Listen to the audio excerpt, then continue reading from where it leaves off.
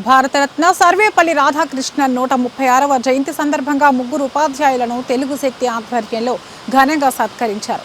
95 సంవత్సరాల వయసులో కూడా విద్యా బోధన చేస్తున్న ప్రొఫెసర్ శాంతమ్మ, నారీ శక్తి అవార్డు గ్రహీత ప్రొఫెసర్ సేతుపతి ప్రసన్నశ్రీ, జాతీయ ఉత్తమ ఉపాధ్యాయ అవార్డు గ్రహీత పిల్లా నిర్మలను ఘనంగా సత్కరించారు. హోటల్ అంబికాసి గ్రీన్లో సబ్మెరీనా హాల్లో ఈ సత్కార కార్యక్రమం కొనసాగింది. ఈ సందర్భంగా తెలుగు శక్తి అధ్యక్షుడు బివి రామ్ మాట్లాడుతూ, ప్రపంచంలో ఎన్ని విద్యలు ఉన్నప్పటికీ గురువు లేనిదే ఏ విద్య కూడా పరిపూర్ణం కాదన్నారు. మరి నాటి ప్రభుత్వంలో గురువుల చేత మద్యం దుకాణాలు పెట్టారంటే గురువులు ఎంత కించపరిచారు, ఎంత అవమానించారో డిఫరెంట్ గా ఐదున్న భగవంతుడు సరస్వతి దేవిని అవమానించారు జగన్మోహన్ రెడ్డి గారు. డిఫరెంట్ గా పాతాళానికి ఏదైతే పవన్ కళ్యాణ్ చెప్పారో పాతాళం తొక్కేస్తారని అదే పాతాళాన్ని తొక్కేశారు.